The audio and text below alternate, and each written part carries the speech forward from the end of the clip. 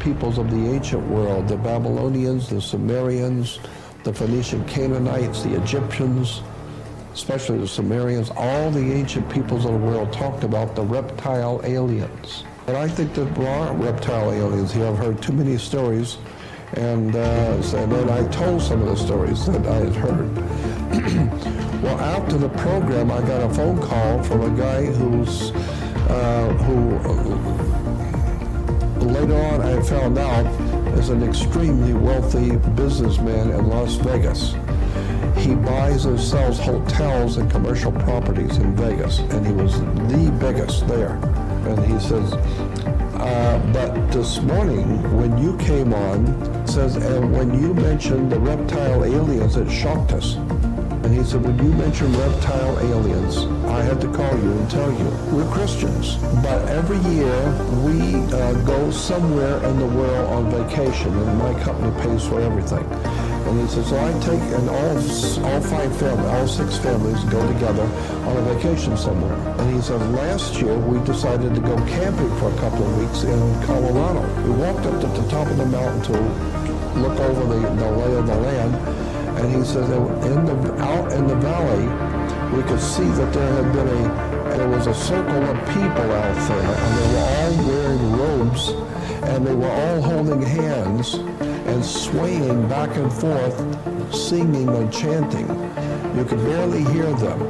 But he said, but it was very quiet where we were. We could see that there was some kind of a ritual dancing or swaying back and forth in a circle. They were all holding hands. And there was obviously somebody in the middle, like a priest or something in the middle. And he said, this is out in the middle of nowhere. And he said, while we were standing there looking at them, all of a sudden, a second figure popped up out of nowhere. But it was bigger than the man that was in the middle.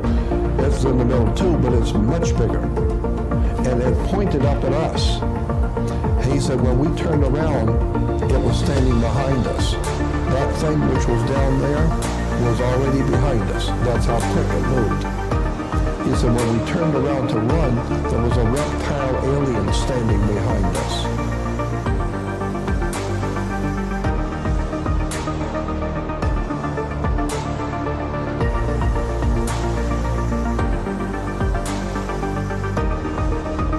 Welcome back to another installment of Illuminati Confirmed. And we got somebody else today.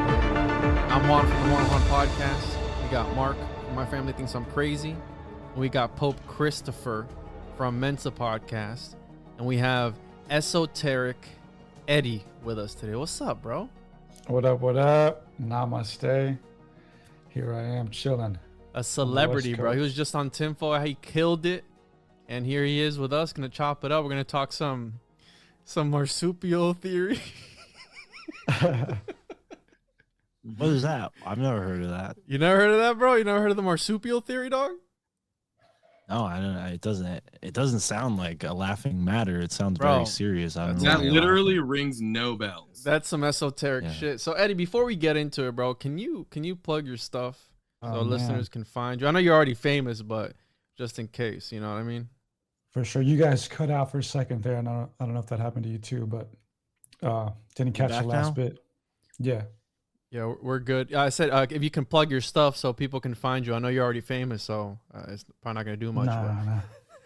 Nah, man, I'm still underground, dude. But of course, Instagram, Esoteric Eddie, YouTube, Esoteric Eddie TV, and got a BitChute too, Esoteric Eddie TV. And yeah, you can find me on there. Right on. Bro, I thought you had said something else. I thought you said like, you a bitch, you too. I was like, Are we all lost in translation here? What's going on? this guy's a gangster, bro. Can you read the disclaimer, Mark? And you a bitch. I'm sick. Oh yeah. Welcome to Illuminati Confirmed, where everything you say can and will be used for satirical and humorical purposes by the court of we three degenerates. All right, just putting it out there, bro. This is like a free form.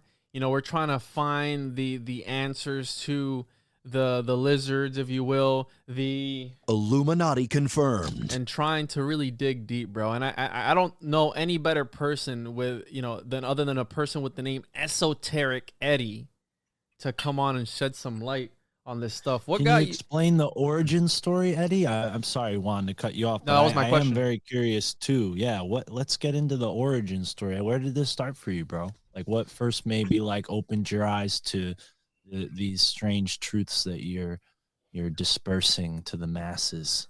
Absolutely, dude. Well, my entire life has revolved around the esoteric, but some of the earliest things that I can remember. Well, I grew up in a religious family, and the Bible always intrigued me. The stories and stuff like that. I always knew there was something there, something deeper there. And I'm the youngest of 4 kids, 2 brothers, 1 sister, and we were all rebels. So, like, in 3rd grade, 3rd, 4th grade, I was bumping Pink Floyd, Hendrix, Bob Marley. You know, I used to run around in elementary school with like an oversized Bob Marley shirt and just listening to all this rebellious music. And I remember when 9/11 happened, I was in 3rd grade, right around 3rd grade. And I had already not trusted the government due to like Pink Floyd and stuff like that. I remember watching The Wall, the animated Pink Floyd movie, The Wall, when I was like in 3rd grade. And I used to run around like doing the hammer thing, like tear down the wall, not even knowing what that means. So I already knew government wasn't to be trusted, and I didn't like school or authority anyway. And when 9/11 happened, I was young, but for some reason I knew like the government had something to do with it. I don't know if I heard that from somebody or something, but I just knew that like George Bush was sinister. And then it wasn't until like right around 6th grade, which was like 2006-ish for me, I started getting into hip hop music. And then, of course, a lot of those lyrics started to wake me up too, specifically like underground hip hop. And then this one of the strangest occurrences that I had early on in middle school was my first time meeting a Freemason. And I didn't know what that was until later on, but it intrigued me in that moment. And the story goes kind of like this. I'll tell it to you briefly. I was like probably in 7th or 8th grade, and me and one other kid that I was cool with had to go to Saturday school for, you know, being bad and stuff. And it was us two, and then the Saturday school teacher. I still remember his name, Mr. Robert McCreary, an Irish guy nonetheless, and also known as Mr. Roberts. And he was really cool on campus. Everybody loved him because he was chill. He let you be yourself, and he didn't care if you cursed and stuff. He just said, don't do it around women, and, you know, kind of like gentleman kind of guy. But we're sitting there with him, and then he always was rocking this fat, like golden ring. And out of nowhere, he just starts telling us about the ring. And he's like, well, I'm a part of this organization. We're called the Freemasons. And back in Ireland, you know, my priest, the leader of my lodge, took me to these old lodges and these dungeons where skeletons still exist today. And he showed us the ring, and it was a Freemason sign on it. Didn't know what it was at the time. And he's like, my priest gave me this ring back in Ireland when he was dying. And he told me, if anybody tries to steal this ring from you, they will die. So it was like, what the hell, you know, being like in middle school, like hearing this was, you know, all the stuff I'd gone through before and that. And then also something else that happened in my young life that kind of sparked my mind was my grandpa used to be a pastor, and then fell into like some alcoholism, and then kind of got out of that, and then kind of was just chilling and working for the rest of his life. And he was always like watching unsolved mysteries and stuff like that when I was a kid. So I knew what UFOs and aliens were at an early age. And he was always out in the corner, like smoking cigarettes at family parties, looking up at the sky. So one day I decided to ask him, like, yo, Grandpa, why are you always looking up at the sky? And he started to tell me the reason was because he had seen a UFO before. And so I was like, what the heck, you know, growing up in a religious family and my grandpa being a pastor. So I had asked him, like, well, how does that make you feel about God? And he just kind of took a drag and looked at me and said, well, I don't know. So, being intrigued and listening to all this music and being rebellious and knowing the government wasn't trustworthy, and then meeting a Freemason in middle school, and then hearing my grandpa tell me that aliens are possibly real, and then finally like taking it upon myself in high school to really start reading and researching and watching all these videos from all the classics like David Icke, Alex Jones, Bob Purcell, and like all the OGs in the game. I really, really started to learn this stuff. And then from then on, it was just from high school up until now, which I'm 27 years old now. So it's been over 10 years of these life experiences and researching. And I've gone through different incarnations as an artist too, trying to get this information out. Some failures, some successes, but through it all, I've recently refurbished myself and come back out as Esoteric Eddie within the past several months. You've been rebranded. Yeah. Yep, redesigned, rebranded, and just rebirthed. Why would you use those words, Chris? I'm a designer. No, me too. Me too. I use that word a lot. I do a little bit of graphic designing, and I've done a bunch of other artist stuff. Wait, so Esoteric Eddie, go in on Mark then. You got my back, dog. Get him. No, man, there's nothing wrong with viewing yourself as a brand, because people are going to perceive you whether you like it or not. So you might as well help that perception to be more consistent with who you are. And like I was saying, I've gone through incarnations as an artist. I've had different artist names that I started to not feel genuinely connected to. So I was like, dude, I just want to be Eddie, but there's got to be something else involved with that Eddie. So I was like, boom, Esoteric Eddie. And what degree are you, bro, of a Freemason, dog? Dude, I'm what they call a street Mason. I'm an honorary member. Nah, dude. No, I actually have a pretty cool plaque here that I found at a thrift store from 1913. And it's an honorary plaque, a certificate that was given to a 33rd degry Mason. Bro, you bobbing and weaving right now, bro. I'm like looking at Illuminati Confirmed. No, I don't buy it. Like the Matrix. I'm with Eddie. I believe Eddie. I don't think I'm with that. I think I've been given honorary status to some groups, but I've never been to any meetings, right? Right, Eddie? We've never been to any meetings, so. Nah, bro. Heck no. Honestly, that shit would be boring as hell. And you know what's funny? Yeah. Go ahead. Now, you know what's funny is like, we always accuse like Freemasons as like running the world, and obviously there's a lot of that going on. But if you ever watch like a female Freemason like ceremony, you look at that and you're like, nah, these chicks ain't running shit. Are you talking about like the Eastern Lodge, like that kind of thing? Eastern stuff. Where have you seen that? Is that like YouTube video you can find? He's been there, bro. Nah, you know, I got a funny story about that too. If you guys haven't heard it on, I'll probably say it on a couple. So I'm from San Diego, and in Oceanside, there's a Eastern Lodge. So for those who don't know, Freemasonry has a female section. It's called the Order of the Eastern Star, and its logo is literally it's a pentagram. It's an upside down star in a circle, and like the different parts of the pentagram are colored with different symbols. So it's like a rainbow pentagram. And there's one of them in one of my local cities, and there was a big ass metallic sign. And one day we thought it'd be funny to go steal that shit. So me and my homies got baked or whatever, went out there and we stole the sign. You want us to censor this out, bro? I mean, you just admitted. Damn. No, we're good. You'll hear why I told you the story. Daniel. So we took the sign, and then we put it on my coffee table, and we thought it was cool, and I still got pictures of it. But I started to have like these weird, I don't know, like energy attacks, I guess you can call them, just these weird paranoias. That time in my life was really weird too, as far as like paranormal stuff.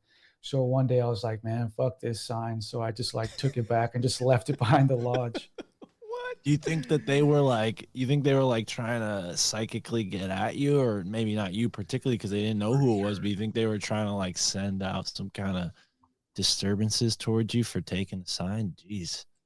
I've heard similar stuff happen. There's like a metaphysical store that is not too far from me, and a buddy's older brother allegedly like stole some stuff from there, and the woman who owned the place cursed him And hand in God, that dude's not alive anymore. I'm not making a joke, but there's other causes that led to that. But rest in peace, Chris. I love you, brother. What, bro? What are you talking about, man? Is that a sound clip? Because that kind of sounds like you, Juan. You gotta find a different sound clip. That might get confusing for the guests. That's that one basketball player. I forgot what's his name. The dinosaur looking guy. No, not the dinosaur looking guy. Anyways, that's a meme. But yeah, that's fucking man. That's fucking wild. Eddie is Edward Eddie. Is that real at all, or is it all pseudonym? Oh no, my real name is Eduardo. Damn. Yeah. All right, so you just barely made it on the show then. Yeah, we have this thing where our guests need to have fake names, even though the three of us use our real names, unfortunately. But our guest needs a fake name, so that's why Esoteric Eddie fit the narrative. Okay. No, that's not the only reason we picked you, Eddie. Okay, jeez, you can't lead with that. No, I just wanted to make sure there was some pseudonym aspect going on. You know what I mean? Yeah. We better put those hater blockers back down, Juan. Look at that. I can't see you when I do, bro. That's why I gotta. You look like an umpire, like an umpire at a baseball game right now with those on. Oh, I'm jealous, bro. I think we all need glasses. I think that should be a rule too. Sorry, Eddie. I mean, if you got a pair close by, you know what I mean? I do. I got a collection of shades, dude. I like to go to like different gas stations and just like take a pair off of the rack, dude. It's a weird collection thing I got. You steal those too, Eddie? Nah, my stealing days are over, dude. I did have a bad habit when I was a kid, but Eddie, have you ever been up to San Francisco at all? Yeah, dude. I was mentioning before we started the podcast. Yeah. I lived up in Northern California for an entire year from in 2021, and I'm a plumber, so I plumbed from Oakland all the way up to Sea Ranch. So the Sea Ranch, dude. The Sea Ranch is so sick, dude. You've been to Mount Shasta too, right, Eddie? I have. It's a very cool, trippy little town. Yeah, and that mountain, black helicopters. I seen black helicopters when I was driving down the freeway one time. Military, all blacked out, no bullshit. Yep. And they say that they go into Shasta, and Shasta's like on some weird shit. The reason why I was going to ask you about San Francisco is, though, there's a super cool Masonic building on the top of one of those hills. It's got all these huge Egyptian hieroglyphs etched into the wall. Dude, it's so cool. Yeah, you're talking about the one that looks like very like government building, like a huge one? Totally. Yeah. I got a picture of it. I used to pass by it every morning on my way to work. That's a super weird. The reason I was bringing up San Francisco is because I always got like really weird vibes there for some reason. Like, it's super esoteric place, for lack of a better description, I think. Oh yeah, there's energy there for sure. A lot of history and stuff going on. Yeah, bro. A lot of history of those all those buildings and all those fraternal organizations and stuff. But there's also a lot of talk like within like architecture, like that city being built out in like an esoteric way, like like the DC structure and whatnot. Right. I was just having a conversation about that. That's why I was late. I had Peter Shampoo back on the podcast, and we, funny enough, talked a lot about that. But Eddie, you mentioned the Eastern Lodge. Have you gone out and found any other strange sort of things or attractions in San Diego? Anything of esoteric significance? I know there's like the JPL Labs was out there at some point in time, right? Mm-hmm. Yeah. Not too familiar with that, but there was another instance I had with the Yellow Delhi people. What? Are you familiar? I just saw this. It's like this weird cult thing. Well, is that by the lodge that you got initiated at, bro? What number lodge you from, bro? Dude, I'm from the Yellow Delhi, dude. So the Yellow Delhi is a restaurant. It's wild. And they're originally from San Diego. They have two of them out here, but they're run by like these, like, as you can say, Amish Christians. So it's cult-esque. Like, you have to give up all your shit. Like, you have to give up your life and your savings and everything, and then to join the church. And then you work on the farm. There's a big farm not too far from here, and then you work for the church, and all the employees at the restaurant are a part of this Amish Christian community. They don't make money while they're working at the restaurant. That's a part of being a part of the church. You have to go work at the restaurant, and they always get accused of being like this cult. It's a very weird vibe, super good food. But they're like Messianic Christians. So like in their bathroom of the world partying and going one way, and then like this like very like narrow path going up this mountain, a couple like spread out Amish Christians going that way. So they're like Messianic. They believe in the end times and that the world is damned and all this stuff. And they got cool literature too. I got some of their newspapers where they talk about like the rocks, all the Club 27 rock stars selling their souls and stuff. But I have a tattoo on my arm that's in Hebrew, right? It says Elohim. Gets me into trouble all the time because people think that, one, I'm either Arab or Middle Eastern, which I'm not, or they think I'm Jewish or something. But it's like, nah, dude, I'm just a weird Mexican, you know. But so I'm eating at the Yellow Deli, and one of the elders there sees my tattoo, and he starts speaking in Hebrew, and I'm like, oh, dude, I'm like, no, I don't know anything. And he's like, but we start talking about philosophy and religion and stuff. And then he's like, dude, I'd love to have you come have dinner with us. So I guess every Friday they invite, people who are interested to go have dinner at their ranch, where they cook you fresh caught salmon from their team and stuff. So me and my boy decided to go out one night, and Dude, they were trying to recruit your ass, boy. Either that or sacrifice us, man. I don't know.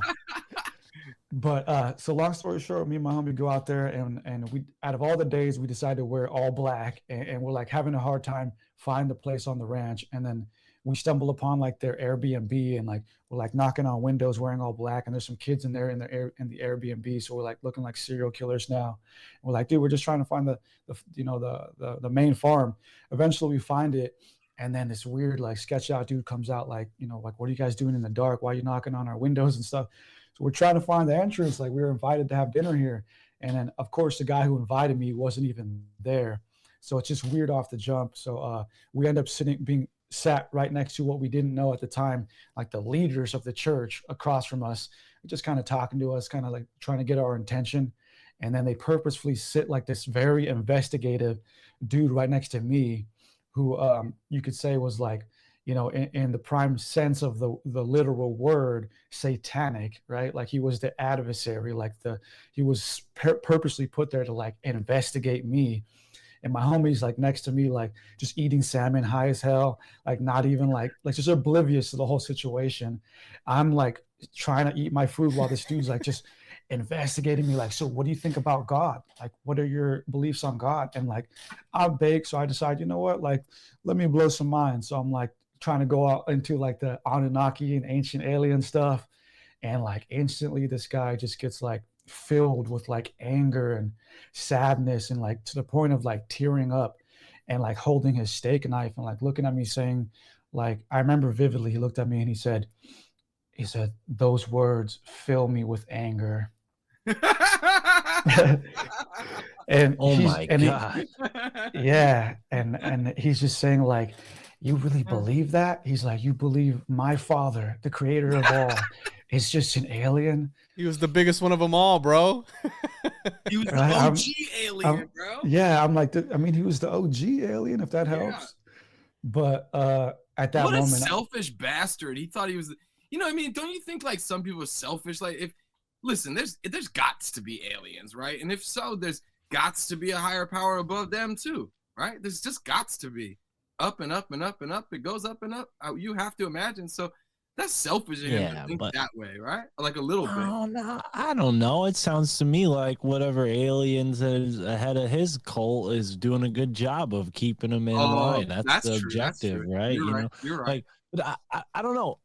As somebody who doesn't really buy into that theory, I could see why that's insulting to suggest that, like, some foreign body came out of nowhere and created us, like we're this insignificant. I think that's part of the lie. I think that's part of the deception, is to get us to all feel like we're small and insignificant. I'm sure you would agree with me, Eddie. I think you were just put in an odd position and wanted to make some interesting table conversation without going too deep, because like you said, the guy who invited you, who you initially connected with, didn't even fucking show up. Yeah. So that sounds like a wild occurrence. But do you actually, what are your thoughts on like ancient alien theory? Do you think that, because the airplay on History Channel alone should make anyone suspicious. It's basically like half of their network.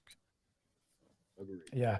And actually my thought process when he asked me was like, let me just tell the truth. Let me be genuine about what I believe, right? And like that's where I always get caught in like, do you tell the truth or do you kind of like, just tell people what they want to hear sometimes, because like being righteous is a hard thing to do in a world full of lies, so being genuine and standing in your truth can be damaging to other people. So sometimes, like when I'm talking to people out in the streets, I don't tell them everything I know or think because it might actually save them from detriment. Save you from risk. Sometimes you piss somebody off. I mean, it sounds like the guy gripped his steak knife pretty. Listen, you son of a bitch. He was vividly like angry and like sad, like tearing up. So we got saved by the bell. Like somebody told him to go do some dishes or something, and then I was like, yo, let's get the hell out of here. So we like just bolted out of there. But why'd you show up, bro? Like why would you go there? Like, it's so sketch. Why not? Dude, Curiosity killed the cat. Yeah, I was with my homie. I'm into that. Yeah, I was with my homie who's a videographer. So like I was always trying to get him like to film stuff. Dude, I was like, dude, get your camera out. Let's film this experience. But he's always like, he just didn't want to at the moment. But my actual beliefs, man, is like I first and foremost, I believe in the source. I believe in the creator. I believe that there is an ultimate benevolent conscious force that has our best interests at heart. It's just up to us to connect to that and be conscious of it and be in tune with that. And more so, do our work here on this earth as people to leave this place better off than we found it. But as far as like the aliens and all that stuff, like I grew up in a Christian family, right? Christian and Catholic. And I was pretty indoctrinated in that institution growing up. But once I stumbled upon Zecharia Sitchin's work, it like blew my mind because it just how he goes deeper into the Bible, and Sitchin he wasn't trying to tear down the Bible. If anything, he was trying to bring like ultimate veracity to it, by detailing all this stuff about the Hebrew Bible and our ancient past with gods and whatnot. And just as he stated, even the Anunnaki didn't believe that they were the end-all be-all creators. They simply, if we take the story for true, they simply designed a certain line of humanoids, which is the Homo sapien race. But even they spoke in their writings of a creator of all.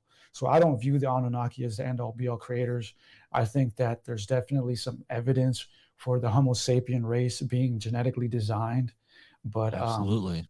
Yeah, that's kind of. Oh, yeah. I'm with you. Yeah, man, I see that completely, and it is interesting, like how people will hear one thing and then conflate what you're saying to this thing that they object to. Like you don't necessarily object to them, but because you triggered their, sort of righteousness, maybe like a lesser manifestation of righteousness, they kind of just cannot engage in any open discussion after that point. It's like you suggest that Anunnaki were a link in the chain somehow. They're like, that's not my father. I'm not, it's the same thing with evolution. Like sometimes I use the word evolution in a podcast and I'm like, oh God, are the Christian listeners going to get pissed at me because I said the word evolution? And dude, our last video that we just put out, somebody commented and they said, you guys use God's name in vain. You're going to be in huge trouble. They said, they misspelled huge, but they said, we're going to be in huge trouble, guys. Hit that Illuminati confirmed sound button, Juan. We're fucked. Illuminati confirmed. Oh, no. That's so good. That one's so good. No, but 100% people's beliefs, right? They form. I 100% believe in emanationism, where you radiate your reality, and some people radiate their own realities within themselves, and they live in these little bubbles. And when you pierce that bubble, if you will, right? Like how you said, you watch the fluoride stare in their face, where they're like, "What do you mean the Anunnaki? What is the Anunnaki?" I was like, "Well, it's an ancient alien race." And I mean, if you're really that shaky in your beliefs, then are they really your beliefs? Because if you wholeheartedly believe that something is 100% to be true, no matter what I say will, shake you from your foundation type of thing. So again, but you have people who are living a facade due to the indoctrination of society today, where they get pushed these beliefs upon themselves, and they have no other way of getting out of it, right? Because of cultural influences, societal influences, familial influences, whatever it may be, and they're living that reality only because it was presented to them when they were born. You know what I mean? So we're all living our own simulations in some sort of way at the end of the day. Absolutely. Yeah.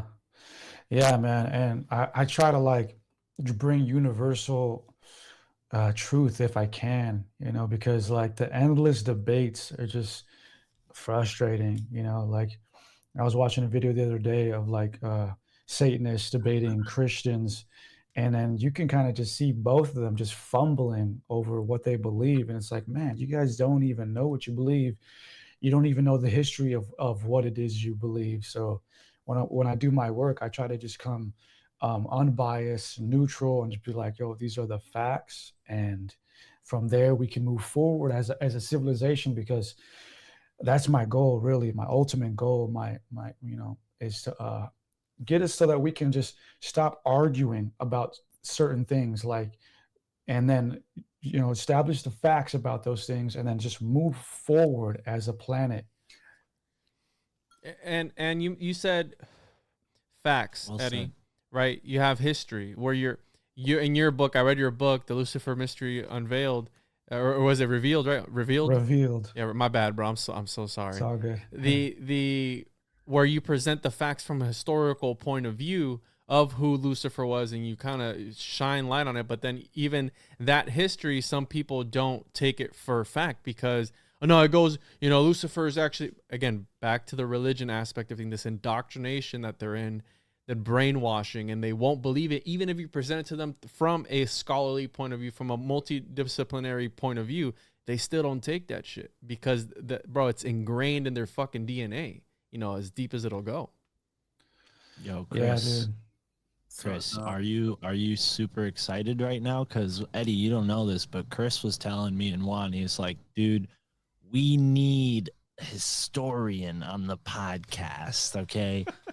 We need someone to go into the history, all right? And I would love to know where Lucifer begins. Like, what were you able to trace back, like the first iteration of Lucifer in history? Yes, with what was available to me. But yes, so it all starts with the famous Isaiah 14:12 verse, which we would know it as, "O Lucifer, how art thou fallen?" Right? The famous verse in Isaiah 14:12. Now, that was presented to the Western world through the King James version of the Bible, the English version. And in that version, it's only used once. And it's used as an uppercase pronoun, right? Name. But it was translated from the Latin, which was translated from the Greek, which was translated from the original Hebrew. And if we follow that translation, we can see how we came to this conundrum of having an uppercase name. It never started off as that, per se. Do you guys want me to get into it? I just know I've said this like on I don't know why Juan laughed, but I mean, No, Chris because and I are on the edge of our seats. Because I had a PhD on the podcast one time. Shout out to Dr. Joseph B. Lumpkin, where What? Joseph Blumpkin? Lumpkin, bro. Bro, listen, this guy's legit. We should probably have him on. I don't know if I'm he'll sorry. be on. But Chris, this dude's a legit. Yeah, not after he hears this. He's Chris a Blumpkin. You know what, Mark? I'm tired of your shit, bro. I quit the show. Listen, he has a PhD. I never know when Juan's joking, when he's not joking. Bro, but let me finish. He has a PhD in church history, and I was going back at it with him about demons and all this stuff like that, because he's written an encyclopedia on rejected scripture. Okay, this guy's legit. So he was going on about it. I go, listen, what about all these different translations? Because the original translation was, and I think I said Greek. He goes, no, it was actually da da da. I go, you're just proving my point that they translate one translation to another one, to another one, to another one. And it makes me laugh because people take this shit seriously. You know what I mean? Like they take it for verbatim, and it's like, wait, it's not even, bro, it's not even supposed to. I'm sorry, Eddie. These gentlemen here are so unprofessional. This is how you treat a guest, bro? No, you're good, man. I am not easily offended. Ouch. You know. Bro, those are our feelings, Juan. Hey, he's not Joseph B. Lumpkin. Sorry, Joseph, if you're listening. Eddie's got a cool last name. That's why he's on the show. He won't tell us that it's so cool. It's all love. It's all love. But yeah, I just don't know if you guys wanted me to get into it because I know I mentioned already on your podcast. And No, you're That's good, bro. right. I'm sure the one-on-one listeners would like to hear it again. I mean, it's good stuff. Yeah. Okay. So where we would see Lucifer in the Hebrew Old Testament, we would see Hallel ben Shahar, and Hallel is a name, which means bright or shiny. It's like naming a person bright. So what was being said was Hallel, son of Shahar, and that's where we get the Lucifer, son of the morning, because Shahar was an old world word for the dawn, right? And then That's was a Jay-Z song. I don't know if you guys have ever noticed it, but that Jay-Z song on the Black Album where Kanye samples that beat from Lee Perry, Lucifer, son of the morning, that whole shit. That's what that is. Whoa. Yeah. Yeah, that's a dope old school reggae song by Lee Scratch Perry. R.I.P. Right. But yeah, so it goes from Hallel ben Shahar to the proper translation in the Greek to phosphorus, which could be fire, can be light. And in the Greek, it's used as a lowercase, and it's also used multiple times throughout the Old Testament. And then from there, we went to the Latin, which was, and there it was properly translated as Lucifer, because that is a Latin word, but it was used as a lowercase word. Excuse me. And in the Latin, it was used multiple times as a lowercase word. And the Latin word Lucifer is comprised of two root words, lus and fere, which means light and to bring or to hold. That's where the occult got the light bringer or light bearer idea of Lucifer. And then we went from the Latin to the English, and that's where things got messed up. We lost the lowercase, we lost the multiple usages, and we just decided to throw it in one verse, which is the Isaiah 14:12 verse, and use it as an uppercase. Now, there's a couple other things that we have to take into consideration. Number one is Isaiah, the prophet, was an educated and intellectual scribe. And he wrote this polemical, condemnation or prophecy right around the time the Babylonians were descending on Judea, which is around 600 BC. So what he was writing was actually a prophecy of the downfall of the Babylonians. So all this Lucifer talk or Hallel ben Shahar talk was being directed towards the Babylonian kings. And he decided to use the terminology Hallel ben Shahar because he was referring to two main things. One, an old Canaanite tale, and Venus. Now, in the old Canaanite tale, known as the Baal cycle text, which we uncovered in the 1930s, we see that there was an old Canaanite deity by the name of Athtar, who was also known as Hallel, and that he was just this lower ranking deity who was trying to step up to the throne, but realized he wasn't, fit to rule. So he was asked to step down or whatever, just this random little story. But also Hallel, Athtar, phosphorus, and the Latin Lucifer are all words that can represent Venus. And Athtar specifically goes back to Astarte or Ishtar, and all the way back to the Sumerian Inanna. And all these goddesses are also represented by Venus. And Venus, in its celestial mythology, is the brightest celestial object in the sky in the morning, that preceding the sun. So what Isaiah was doing was using this metaphorical language about Athtar or Hallel, with this old Canaanite deity that wasn't fit to rule, and also Venus, which is the brightest object in the sky preceding the sun, right? Hallel ben Shahar, son of the morning, and saying that the Babylonian kings, they might think of themselves as great or significant, but they will soon be overshadowed by the sun or God.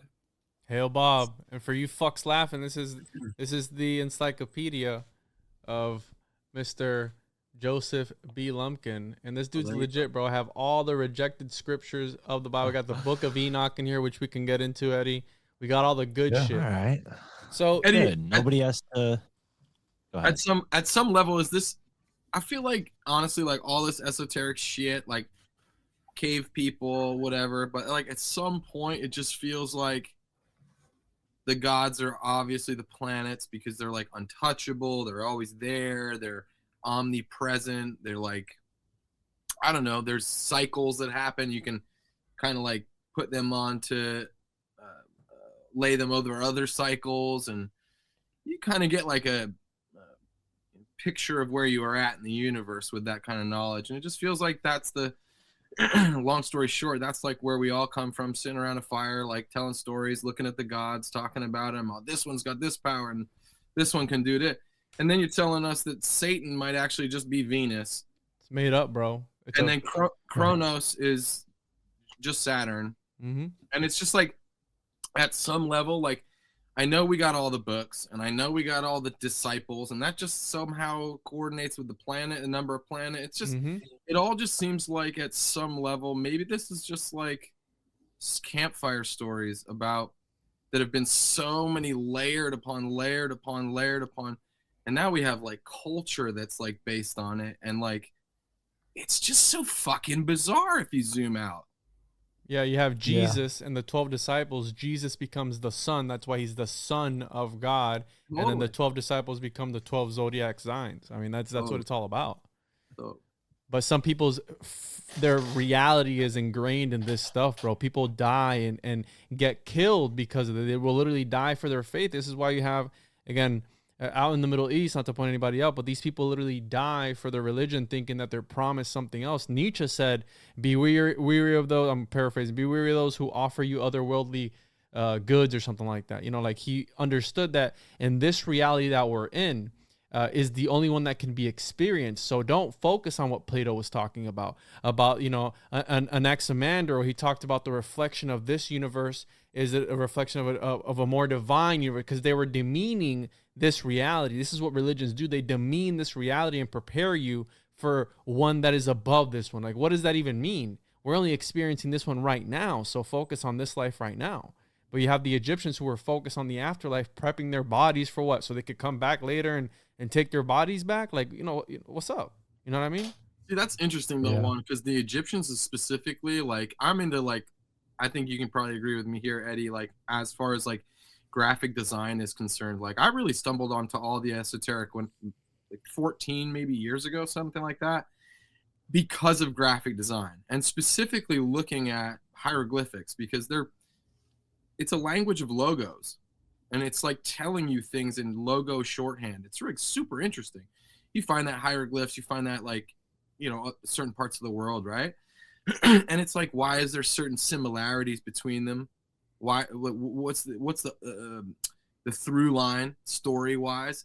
And they always seem to kind of come back to these things, which are like the planets, and then some sort of like dogma religion that's built around basically those things.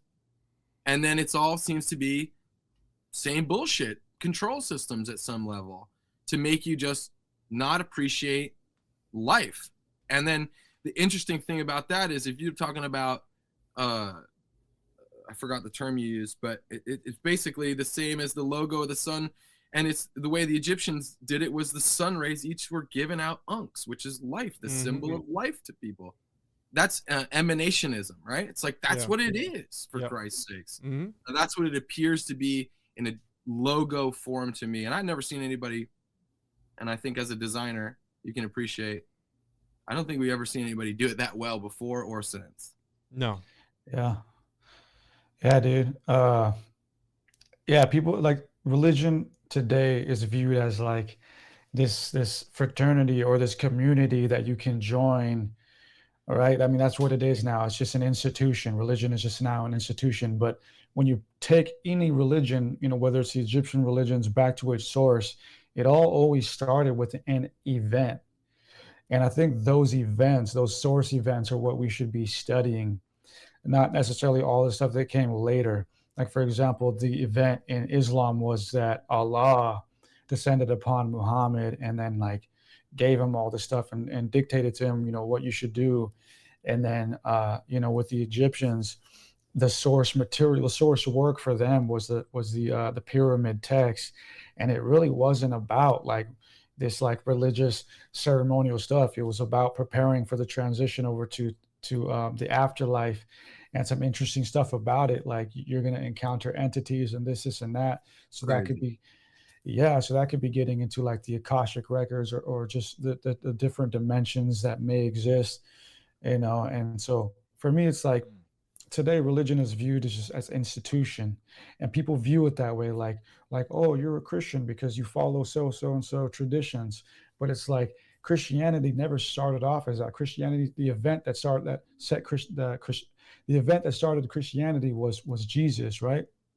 So when you study the events, the source that sparked these religions, I think that's what we should be studying if we're going to study anything at all. Yo, Jesus seems to me just like upgraded code.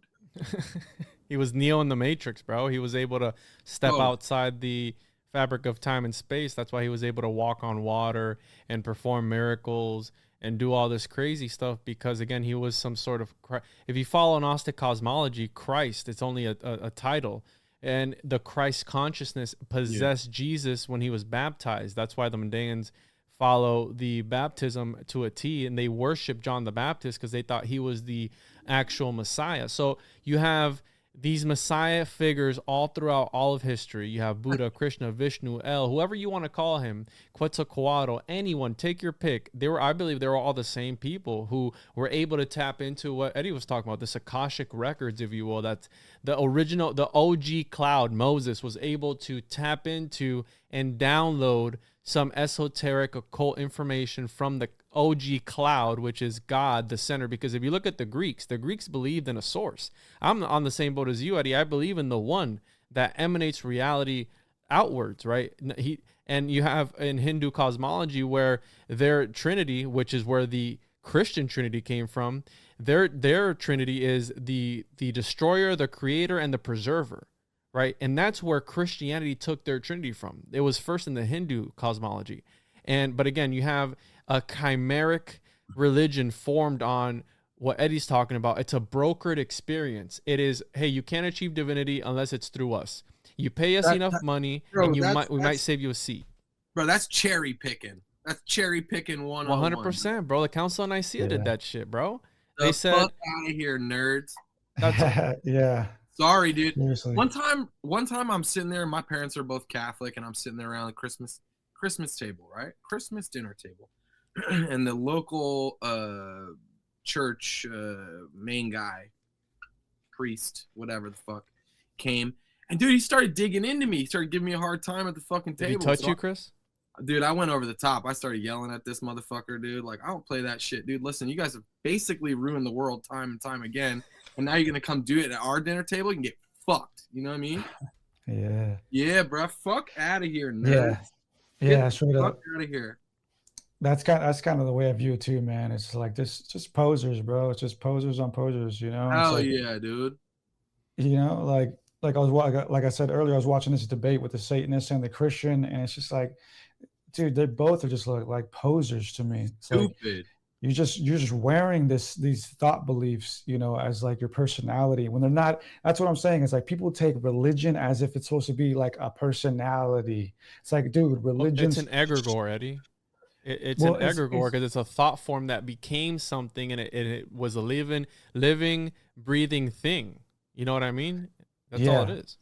What I'm trying to like convey, and it's something that I've been trying to put in like a philosophical way, but it's just something that I've realized. It's like people take religions or beliefs and try to wear them as personalities or something. I'm a Christian, but it's like, dude, Christianity or any religion started from an event between a very specific person and another person, right? So it's like for example, like the ancient Americas, right?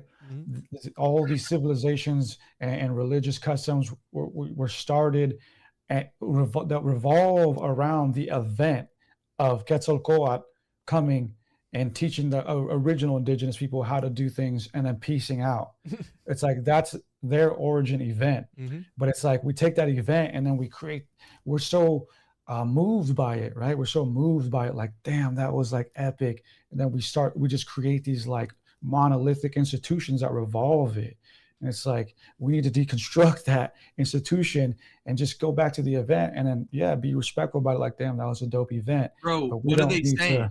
Bro, what the fuck are they saying? Oh, word? Jesus said, love each other. Moving on. Next. The fucking it. Yeah, but Chris, it's what we talked about earlier this week. It's so crazy to me. Where it's like, you're gonna get all this funny outfit, you're gonna take all these people money, and you're gonna make them feel a type of way, and then they're gonna come in, especially with like Latin community, and you know what I mean, like with the Catholicism, and you get babies, and now you can't have babies, and you got to do this, and you can't do that, and the mind fuckery. You got to say, you know what I mean, like that is fucked up generations of people.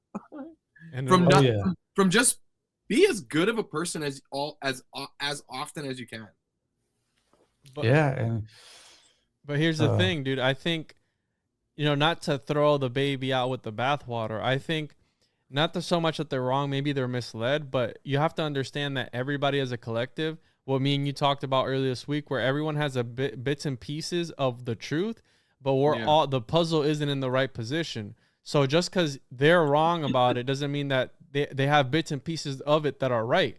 And that's what we're all trying to figure out with this esoteric and occult shit. We're trying to figure out the bigger picture of what it truly was. Does it truly lead back to the Anunnaki? Or does it go, right? The Epic of Gilgamesh is the oldest literature that we have. What happened before that? What were people doing? You have Plato, the Grapha Dogmata, these unwritten doctrines which existed all throughout history. What about the stuff that they didn't write down? That they didn't put down in the Emerald tablets? That they didn't put down in the... what are the tablets with the Anunnaki that Sitchin talked about? Was it the not the Illuminati, the other one? Sumerian King List? The Sumerian King List, but there was another one. There was some tablets that he translated. Not the tablets with Emerald tablets. Was it the Emerald tablets? No, that's he like... spoke about a bunch. But... Oh, well, anyways, you know what I mean. But look, Eddie, go ahead. Eddie, can you give us like not like a synopsis, but can you give us like some of your like kind of theories in like quick form, like like where you fall on a bunch of different topics, I guess? Because sometimes I want to talk to a guy like yourself for like fucking hours, be like, pick your brain on, I hate that saying, but it's like pick your brain on all these different... Can you give us like, no, it's a Saturn moon matrix, David Icke was right the whole time, or flat earth, like, listen, you guys are fucking up, it's really a flat earth, like, just come on over this side.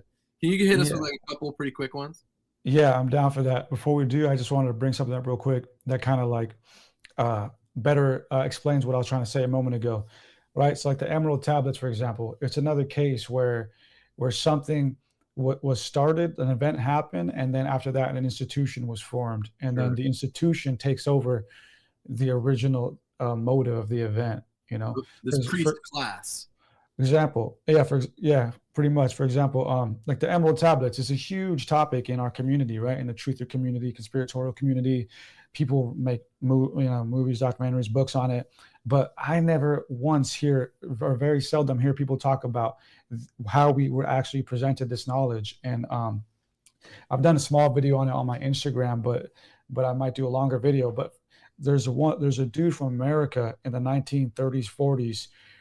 Who started a spiritual fraternity by the name of the Brotherhood of the White Temple, and Dr. M. Dorial, and he claims to have been in contact with monks in Shambhala over in Tibet, and he goes over there, and he was the one who was commissioned by these monks to translate the Emerald tablets into English, and he only gave permission to one other person to translate them into Spanish, and he was like a Mexican spiritualist. And then so the Emerald tablets that we all know and love, right, the ones on Amazon, YouTube, wherever you get them from, came from this dude, Dr. M. Dorial, who was cool and interesting, who was a cool and interesting spiritualist, occultist from America, who claims to have been given the task from some monks in Tibet to translate them. Right. So it's like, that's the initial event. And then here we are, like in the truth community, like holding up the Emerald tablets as actual, like they were written by Thoth, the Atlantean and shit, which I don't doubt. I love the Emerald tablets, powerful stuff, but it's like, we're just missing the source. Dude, we're playing a game of telephone and we're arguing over the King James version. It's like, you guys don't understand. It was fucking translated 7 times before it got translated into the King James version. Exactly. We're arguing over semantics of semantics of semantics. It's utterly fucking retarded, for lack of a better word. For real, dude. But yeah, it's frustrating. It's frustrating sometimes. It's like, dude, like I've listened to all these videos. I was brought up by aliens and this, that, and it's like, at some point you're like, yo, you got a Polaroid? You know what I mean? Like, yeah, right. a thing under your skin, like, Dude. Yeah, but Chris, and this is an entirely different conversation, but Chris, how do you know that like the alien beings don't like know psychically that they can just like sense the camera and avoid those people who have cameras? I Yeah. mean, Like you always Sasquatch. hear about people getting abducted out in the middle of nowhere, you know. Tripoli just said it on the latest episode. He's like, how come it's always people out in the sticks that are getting this interdimensional butt play or something or other like that, you know? And he's got a point, you know. It's just, I don't think that the aliens are going to go and abduct a camera crew, you know. It just doesn't. With you. I was just talking about this with my buddy the other day. It's like, it totally makes sense. It's like, clearly, if there's aliens, they don't want to be discovered, because if they did, they'd just pull up, be like, "What's up?" I just think, "What's up, bitch?" I think it's a different. I think it's entirely different than that. I think it's like the only people with the intention and frequency that is sort of in line with their intentions can even see them. So just by holding a camera, you're carrying with you an intention that's outside of their realm of possibilities. So you cannot interact with them. So you're almost like denying yourself an experience when you go and try to like capture Bigfoot on film or capture an alien on film. I think there's a certain psychic frequency that's in play somehow, and it fits in totally with the esoteric stuff, because that's what these cults, you know, for lack of a better term, you know, secret societies, they use these techniques to, you know, dabble in the psychic realm. I mean, this guy who is an occultist, I assume he either met with a group of Tibetan monks actually, or, you know, because there are a lot of people at that time period who were using that line to, you know, make people interested in what they had to say. Maybe they channeled it, you know, which I think that's a whole entirely different argument. Maybe we ought to have a channeler on the show at some point in time. But I think that when we talk about channeled text, it's like, you know, what is consciousness in itself? Because like, if somebody could channel something from the Akasha record, how is that any different than like Michelangelo, you know, inventing what he invented, like, and you know, all these other, or Da Vinci, you know what I mean, like all these other like creative geniuses, Tesla, Einstein, you know, they talk about these thought experiments that they do, and these things, sort of ideas, grand ideas, come to them seemingly from nowhere. So maybe, you know, works of great literary, you know, potential could work along the same lines. Doesn't mean it's altogether fictional. You know, I think that's the trouble we have with our society. We're so logical that we want to know the distinction. Like, is this nonfiction or fiction? You know, and channeling blurs the lines in a really interesting way that makes you question consciousness, you know? Finish him. Yeah. Oh, that was a lot, buddy. No, that was epic. That was beautiful, bro. I resonate with that. And I just want to say, I don't know, but I back up Dr. M. Doria. Like, all right, dog, I believe you. Like, for real, you know? But just to put simply, just to end that whole thought form that I was been trying to say is, I think that we need to stop viewing esoteric knowledge that was passed down to us as belief systems to indoctrinate our lives, and view the knowledge as just that knowledge that we are supposed to apply to our lives, instead of belief systems to indoctrinate our lives. Eddie, so wait a minute. So we shouldn't listen to the esoteric or occult shit? Like, it's just is made up? It's just parables, aphorisms? We got to look at it case by case. Eddie, if you don't have a podcast already, you should you should do a podcast, and the name is Esoteric Applied, because that's dope. I love the way you said that, you know, because I think there's so much truth in that, like taking these esoteric practices and exposing them for what they are. Because the more you learn about them, the more you see, like, they're kind of out there in the open, you know. It's just people only see one side of it.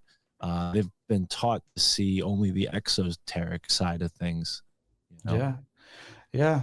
I don't know. A couple people have asked me about starting a podcast, man. But now that I've been a guest on like several, I'm like, man, it looks like a lot of work. I'd rather just be the guest. You know, I hear that. What's the applied knowledge? What's the takeaway? So you learn all this kind of stuff, right, over the course of, let's say, a decade, right?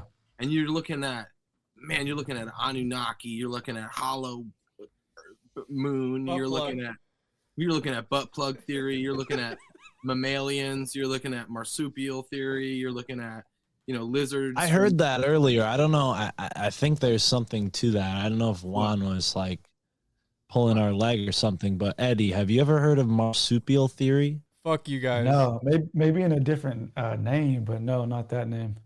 Okay. Yeah. We stumbled upon, Juan sent us this weird post about marsupial theory, and some people think that it's actually marsupials that run the world and not reptilians, but oh gosh, the speculation on speculation on speculation continues. It never ends. Anyway, point being, Eduardo, no, Esoteric Eddie, bro. What's wrong with you, dog? You're looking at NASA. You're looking at interdimensional. You're looking at the subgenius. You're looking at all this cool shit. SR, fucking Bob, whatever, laser, and you're looking at all this cool shit. It's all cool. It's all super fun. It really is. It's like super, like, oh wow, I got the inside scoop. I heard about this. Aliens live underwater and you don't know about it, whatever, right? So boom. So you've learned all this stuff, including ancient, I'm sure Kabbalah. Shout out, motherfucker. You listen to all this shit, right? Like a lot of Masonic shit, a lot, and a lot of it's just in the mainstream culture. What are your takeaways, man? What do you think? Like, how do you apply this information? What does it do to you? Yeah, for sure. Before I get into that, Esoteric Eddie is actually short for Esotericological Eduardo. See, motherfucker. Now I'm just fucking with you. No, I'm just fucking with you. But guy's a fucking troll, bro. Man. Yeah, dude. I mean, I think us in the if we call it the truther community, sometimes take it for privilege or advantage that we know all this stuff, and we're kind of just like, whatever. But there was a time when I was indoctrinated in the ways of the institutions of the world. It's a very short time, but I was as a kid. And there's people that I come across every day that are just living with these blinders on, that like wholeheartedly believe the mainstream and are filled with fear and not even like when it comes to conspiratorial or spiritual stuff, but just like basic, day-to-day life stuff. Like I got friends that, younger, older than me, that are just lost in their lives, don't know how to even put together a resume or something, And so I think us specifically, like we're privileged to know what we know and to have gone through the battles we've had to get to this point, to know what we do and be able to apply it in our lives. So sometimes I have to sit back and remind myself that like, damn, like I'm in a good spot spiritually, emotionally, and other areas of my life. But after researching all this stuff, having real life experiences, psychedelic experiences, paranormal experiences, and just studying for year after year after year, it's as cliche as just anything else, man. You just, if I had to put it in a sentence, it's for one, we live in a world that is being ran by corrupt people, right? I mean, just the other day, me and my wife were talking, like we were watching this debate with Satanists and the Christians, and there was a point that the Christian lady brought up that I thought was a good point, which is, it was like, who are we allowing to run the world? Who is leading us? I mean, honestly, like, who is leading us? Who's leading this world? There are people out there, who didn't have a good upbringing, don't really have real actual father figures in their life, or might have fathers that didn't actually teach them how to be a good person or how to like get their responsibilities done, right? But if you take that, outside of just your family, I mean, people are looking to the government to tell them how to live life, what life's about. People are looking at NATO, these globalist governments, on how to operate.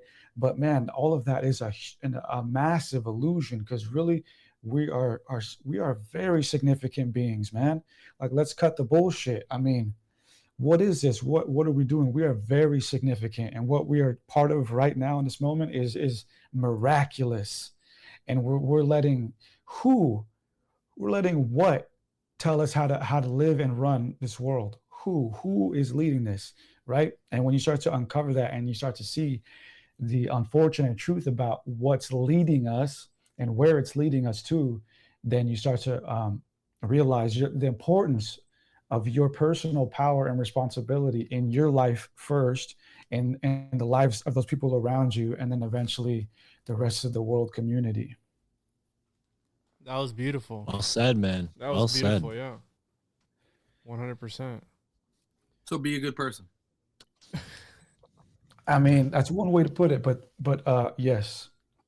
But that's base one, right? That's step one. That's something we should have been taught as kids. You know, that's the kid level of it.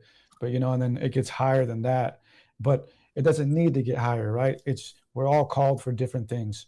Some people honestly are doing God's work by just being a normal person and getting up and going to work and helping their family. Sometimes that's really what some people on this earth are called to do. We might call them NPCs or whatever. Garden gnomes. That's what I call them. But yeah, man, it's wild out there. And when you get into the spiritual aspect of it, the occult spiritual aspect of it, then you get into the place where we're blending good and evil. And it's like, well, what's good and what's evil? What's right and what's wrong? And then really, when you get to that point, it's like, what purpose are you serving? What master are you serving in this dualistic nature of reality? So that's why I say be a good person is a very low aspect of it, because you get to a point in your mind in the rabbit hole where you're like, am I even a good person, or am I just following fucking orders? So how do you know? That's gnosis, Chris. That's the truth to you. I mean, that's what they were all about. Whatever the truth is to you. I mean, I don't know I'm not speaking for Eddie, but that's the way I see it. Gnosis is sacred knowledge to oneself.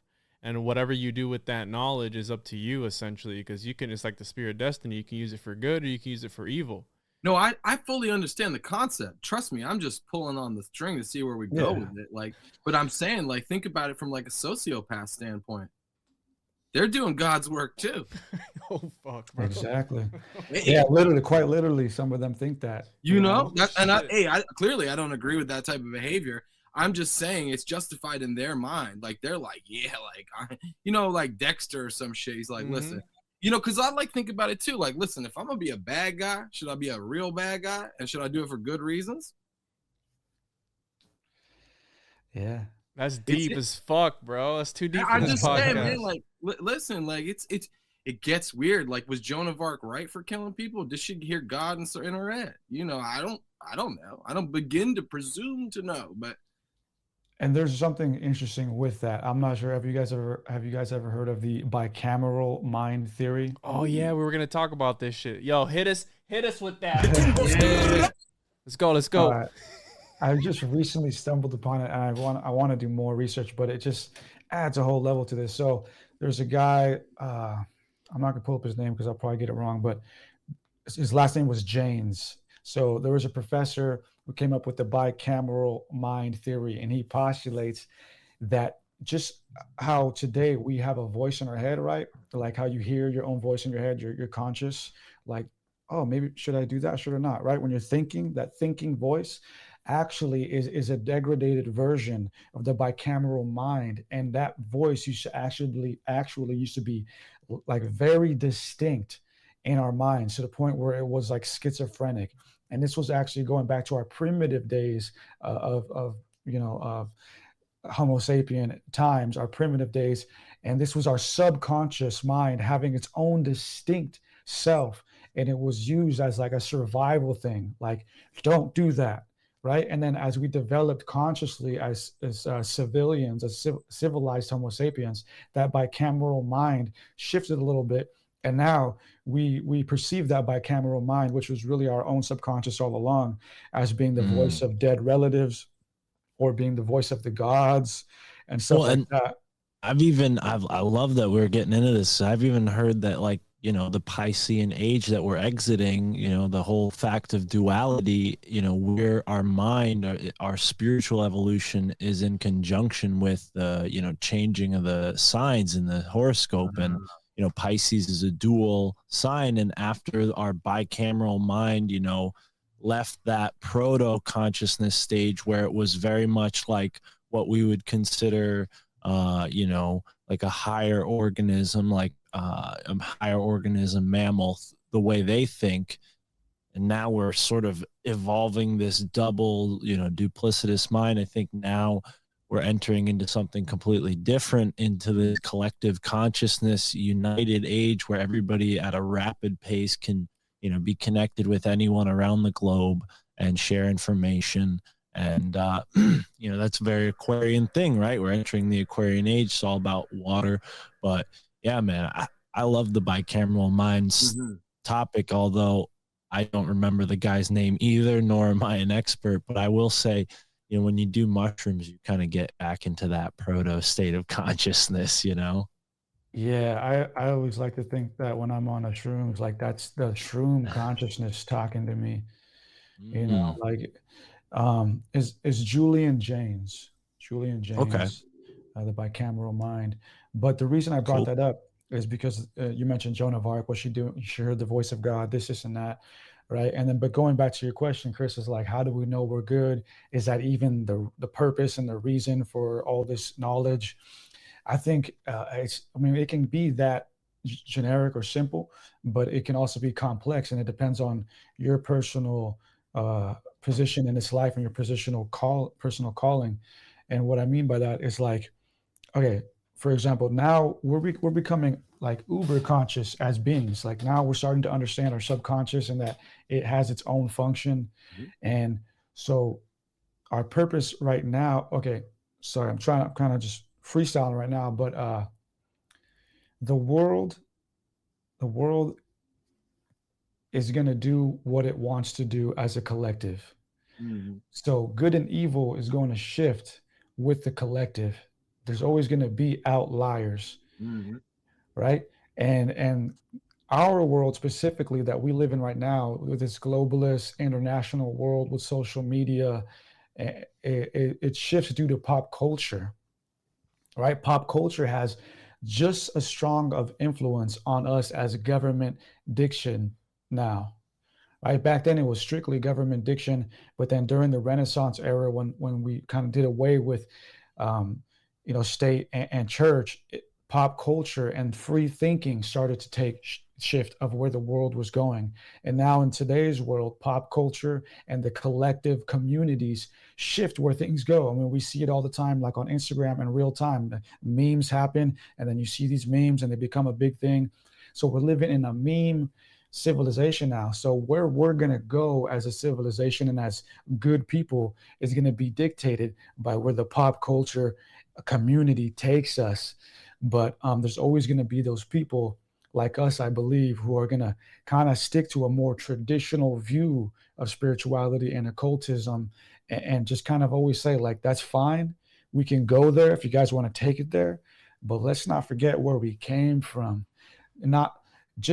And the reason being is because if we want to go to this far out AI dystopian, craziness that Elon Musk and Meta is trying to take us to, at least let some mystics still exist that remember the old world, so that when this shit fails miserably, there'll be a foundation, as there always was, like the Enochian pillars, to teach us how to restart with a good moralistic standing. That was beautiful. Nice. And to add to that conversation, right, we're talking about how you can identify what is good and what is evil, right? You have Nietzsche talking about you said the Ubermensch, right, where it was this man who made his own morals. He defeated nihilism, because without religion, right, because we've talked about all the bad shit that religion has to offer, 100%, right? It destroys and demeans this fabric of reality, the real world that we're in.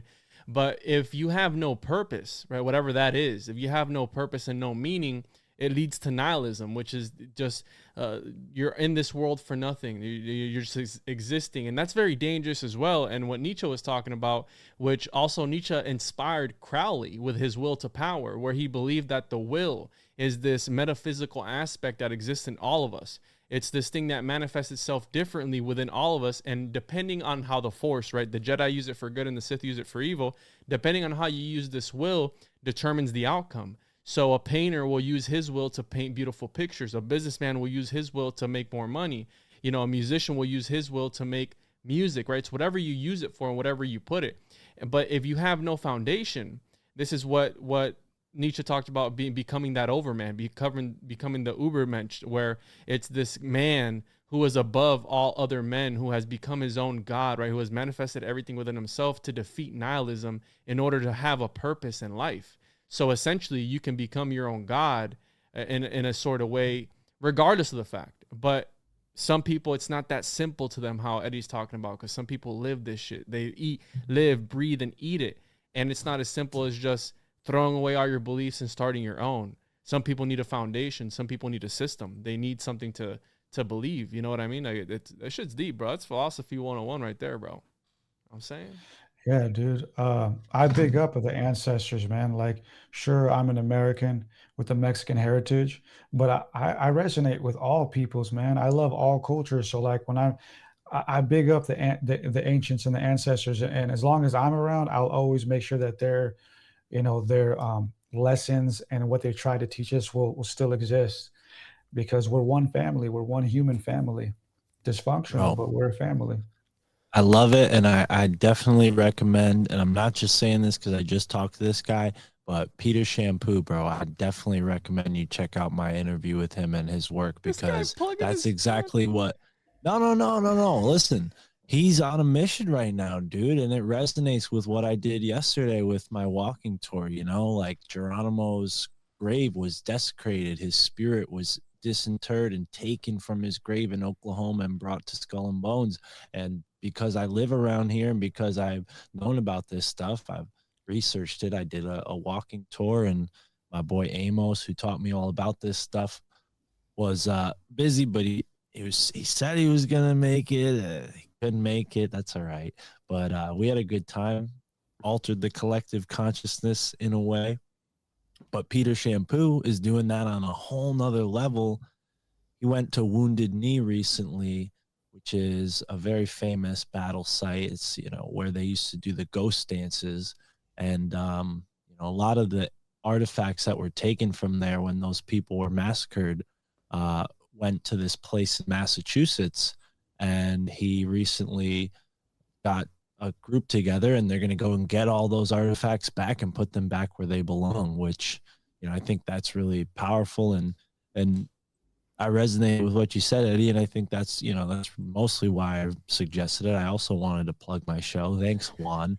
But, I think it's important, for people to connect with their ancestry, and our landscape, wherever we were born, connects us to the history of this place. So it's vital to understand it. And yeah, that's why we love having historians on the show, brother. It's awesome to have you here. Thank you, dude. Appreciate that. It's wild to be called a historian. Like, well, I'm not just teasing you. I do believe it. We try to be funny on this show, but you do have legit knowledge. You traced a lot of stuff together today, and yeah, I don't know. I resonate with it. No, it's cool, man. I say it's cool because I was actually going to community college to be a historian, and my goal was to be the first teacher in San Diego to teach the ancient alien theory, as a course. But then, my life went through some major lows, and then I just left community college. This place ain't it, and then became a plumber and did my own thing, and now I'm just independent. I'm an independent historian, so still able to do it. Eddie, are you on that? Are you on that alien theory though still? Or has your knowledge updated? Has your perspective updated? Yeah, it has over the years, and yeah, it has. I mean, we can get into it if you guys want to just ask me specific questions, specifically with the Anunnaki. Hollow Earth, yes or no? Hollow Earth, yeah. Yes. Yeah. Okay. Flat Earth. I'm gonna be brief with it. Obviously, some of these things need explanation, but we're just gonna be brief with it. Yeah, quick. Hollow Earth. Yes. Yeah. Flat Earth. No. Saturn Moon Matrix. Hell yeah, David. Hell yeah. Dang. That's so sick. Lizard people. No. What? Damn, Juan, you out, son. Nicholas. Come on, man. What was that? Nicolas Cage is God, is the one true God. Of course, G. Hey. Finish him. Let's go, bro. It's interesting because sometimes you want a synopsis. Are we fucking? Yeah, but with Chris, you're not even. That's not anything to do with ancient aliens. All right, what about Machu Picchu? Eddie? Do you think that was built by aliens? I mean, come on, it's on the top of a freaking mountain. How did they move all that stuff up there? What are your thoughts on Machu Picchu? Man, okay, when we say aliens, like we got to be specific, right? Because some people are going to think like Greys or reptilians or Anunnaki, and I mean, this is a conspiracy show, so we can be speculative. But again, my work is also to try to bring facts if possible. This is a Christian podcast, by the way. It's Yahweh, dude. Yahweh did it all. Yahweh was the original soldier boy, dude. He's like, I did it all, baby. You know, Soldier Boy just claims to do it all. Matter of fact, Machu Picchu was built by Soldier Boy. Yo, ding that shit, bro. Ding that Finish him. Nah, but Machu Picchu, man, I haven't studied that in depth, but from what Sitchin says, it's an interesting story. The four brothers, I think it was four brothers and like two sisters, and the main brother, his name was Manco Capac, and he was told by the gods to carry this golden rod, and then until it like did something, I don't know, and then he found it and then placed it in the ground, and then that was the site for Machu Picchu. Really? I didn't know that. I'm learning something new today, guys. Yeah, Manco Capac. That's why I asked him, bro. Eddie knows his shit, dude. Look at that. So, I mean, but that's the thing with all of these ancient sites, you hear these mythical, fantastic stories, and it's not limited to South and North America. I mean, it's a global thing, but it really makes you wonder, like, you know, how different the world was. I mean, bringing it back to Peter, he talks about how after the Great Flood, the, you know, all the megaliths, specifically the pyramids, kind of got demagnetized. They just didn't work the same way they did previously. But yeah, it is, especially with like, I forget, I think it's Oriente Tumbo or Lente Tumbo, which is the one where they have like the stones that are almost fused together. Like they're so placed closely together, you can't even slide a piece of paper in between them. I mean, this is stuff that we can't reproduce to this day. So, I mean, the ancient alien theory, as much as it's kind of like, torn apart on History Channel, I think there's definitely a lot of ways you can look at it, and it's holds up, you know. So, like, to be quick about it, like when we're talking about ancient aliens, we're talking about Enki and Enlil kind of thing, or we're talking about Greys, or what are we? All of the above.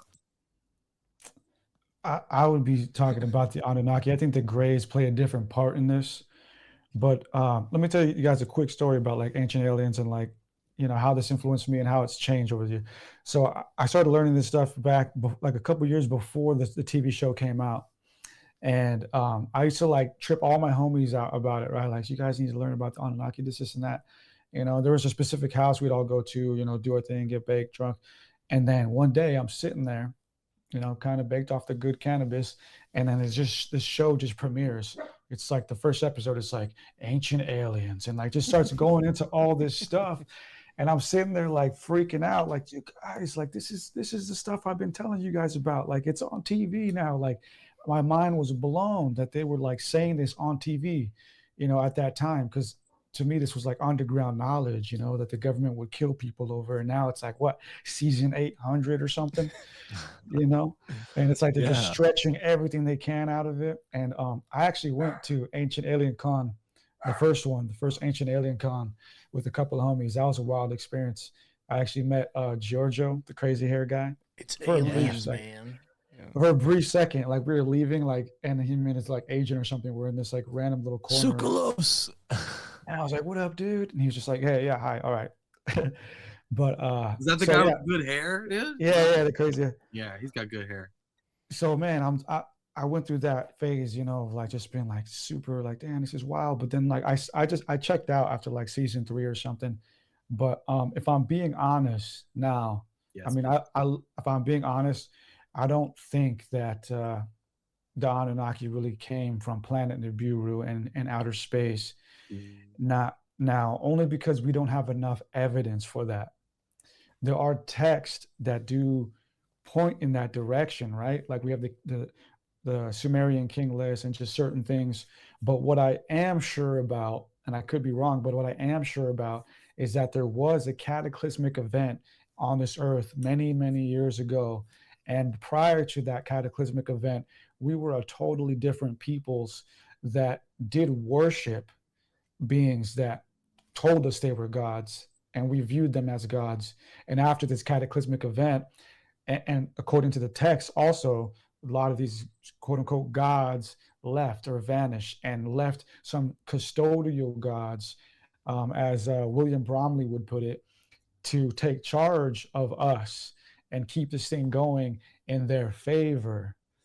So when we hear these stories of all these gods going to the Americas and this and that, dropping off of like a handful of people and being like, build this pyramid, do this, I'll be back at the age of Aquarius or something.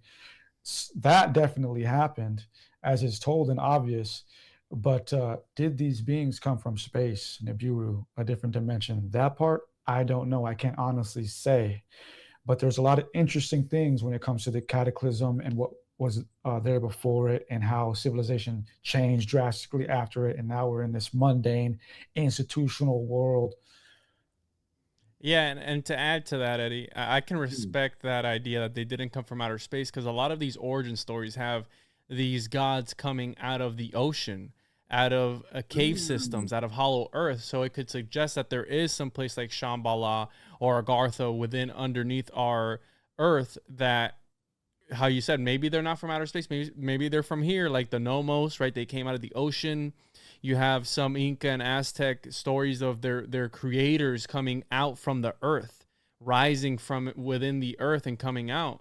And yeah, dude, I could get 100% behind that. I like that. I like that a lot. But then you have the asteroid belts, which I like the idea that these planets broke up, and this is what these asteroid belts were. You have the Kuiper belt, you have the other one where it's fragments of a lost ancient world. You know what I mean? I also like that idea too.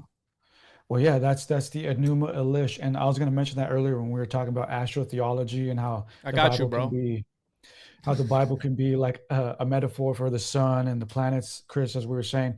That's a very possible, possibility, the astro-theology aspect of it. But I think astro-theology actually stems to the Enuma Elish. And for those who don't know, the Enuma Elish is the Sumerian creation epic of our solar system. And in that epic tale, they, instead of saying, that the planets, they tell it in a style of gods fighting in a war. So if you were to read it for face value, you would think you're reading a war between gods, but actually it's telling you the creation of our solar system when our orbits were more erratic and clashing and this and that.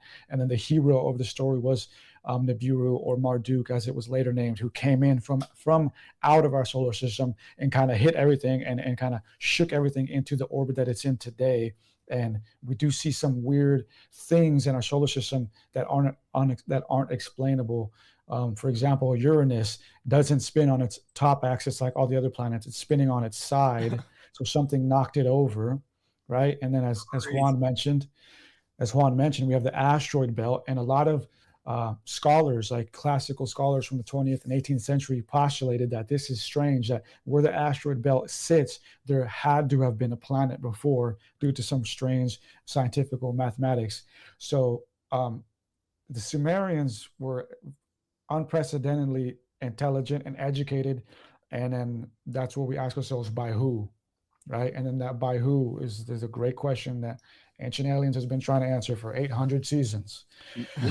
But it's very possible, man, if we're being honest, it's very possible too that these Anunnaki gods were just smarter humans that just took advantage of the cataclysm, right? The initial great reset, and we're like, yo, man, we gods, like, and so that's a possibility too. Yeah. They say that as above, so below thing all the time, and everybody feels so smart when they say it, right? But I just feel like that's what it is. It's like, if there's gangsters down here, there's space gangsters. And I could just see them pulling up on some goddamn monkeys, be like, yo, make them just a little bit smarter. Not too smart, just a little bit smarter. And also make them small and weak. Yeah, and weak. Yeah. Yeah. And then we'll just stick around, be by the beach or whatever. So you got fun, or I'll fuck you up. Eddie, as we wind down here, is there anything else that you want to add before we move on to the other side, if you will? Do you have any closing thoughts, conclusion, or anything that you want to leave the listeners with? Man, just keep learning, dude. Just keep learning. Don't ever, think that you've learned it all, especially in this community, keep learning and try to dig to the source of whatever it is you're learning. You know, that's been my method, and it's gotten me this far. And yeah, man, just keep learning, dig for those source materials, and let's be cool and chill people to each other. Finish him. And that I'm was with that. Oh yeah. That was Esoteric Eddie. Can you share where people can find your work, Eddie? Your social media and all that good stuff. I know you got a really good YouTube channel. You post those documentaries on there. You let them know where they can find you, bro? Yep. Instagram, Esoteric Eddie. YouTube, Esoteric Eddie TV. BitChute, Esoteric Eddie TV as well. And yeah, we'll just leave it at that. Just stay up to date with the movement. A lot of big things are going to be coming out the next couple of years. You got to make sure not to dig Right too on. deep, guys. You know, this was fun, guys. And, you know. FBI, open up! Oh, shit. We're too close to the truth, guys. I got to go. You got him, man. No, Eddie, you're the man, dude. I love this, man. I would not put you on our list of confirmed Illuminati because you're just a straight up G, spitting the facts, and I love it, dude. Thank you for being here, brother. Thank you, guys. It was a lot of fun, bro. Thank you for coming on, bro. That was great. Fuck yeah. Peace.